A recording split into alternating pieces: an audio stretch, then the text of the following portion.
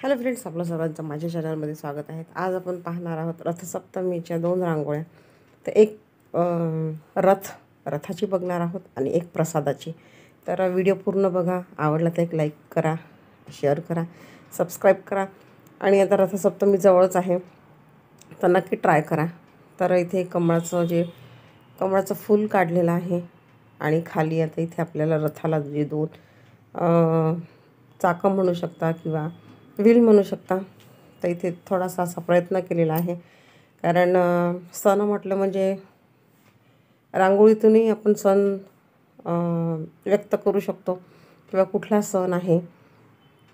तर इथे आता 2 चाकं काढलेले आहेत, बघू शकता तुम्ही. आणि आता वरती आपल्याला जे रथ बनवायचा आहे, तर इथे रथासारखं मी थोडंसं डिझाईन पण केलेली आहे. आणि आता इथे आपल्याला मध्ये जिथे आपल्याला सूर्याला रथामध्ये ठेवायचं आहे. आता इथे मी 2 कमळाची फुलं जी आहे ते काढणार आहे, एक खाली आणि एक वर. तर छत जे आहे ते पण कमळाचं आहे आणि खालची साईड जी आहे जिथे सूर्यनारायण भगवान विराजमान होतील किंवा रथामध्ये बसतील, तसं मी काढण्याचा प्रयत्न केलेला आहे. तर इथे आता वरती आपल्याला जो झेंडा आहे तो पण काढायचा आहे. तर तिथे मी छोटासा झेंडा पण काढलेला आहे रथावर, कारण रथाला महत्त्व जे आहे ते झेंड्यावर आहे. आणि इथे थोडीशी डिझाईन पण मी काढून घेतलेली आहे, कारण रथाचे भरपूर डिझाईन राहते. रथाला कुठल्याही प्रकारची आपण डिझाईन बनवू शकतो, रथ बनवू शकतो. आणि रथाला वेगवेगळ्या प्रकारची डिझाईन किंवा सुशोभित करू शकतो. तर इथे जो आहे सूर्य जो आहे तो सूर्य बसलेला आहे रथामध्ये. तर रथसप्तमी म्हणजे 7 घोडे जे आहे किंवा जे अश्व आहेत ते आहे, त्याच्यावर बसून देव जातात, सूर्यदेवता. तर असा थोडासा रथ काढलेला आहे आणि इथे सूर्यदेव काढलेले आहेत, ज्याला महत्त्व आहे रथाचं आणि सूर्याचं.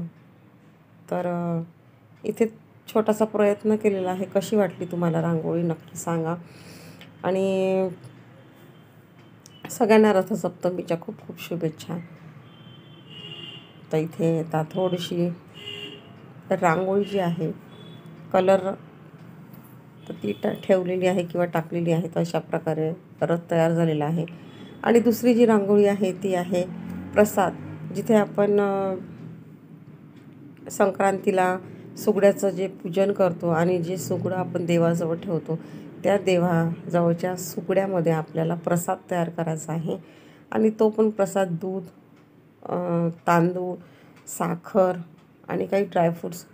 तर हा प्रसाद जो आहे तो मी याच्यामध्ये थोडासा काढण्याचा प्रयत्न केलेला आहे, कारण हा जो प्रसाद आहे खूप महत्त्व आहे प्रसादालाही पण.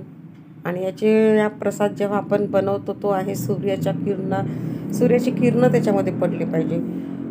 तर अशा प्रकारे मी थोडंसं जो प्रसाद आहे तो आपल्याला तयार करायचा आहे किंवा दूध जे आहे ते आपल्याला उतू घालायचं आहे. तर जसं ते उतू जाईल, सूर्याची किरणं पण त्याच्यावरती पडतील, अशी रांगोळी काढलेली आहे. तर तुम्ही दरवर्षी करतो, कोणी बाहेर करते, ज्याच्याकडे जर फ्लॅट वगैरे असेल तर ते गॅसवर सुद्धा उकळवतात दूध. तर ही रांगोळी तुम्हाला कशी वाटली नक्की सांगा. आवडलं तर एक लाईक करा, शेअर करा, सबस्क्राईब करा.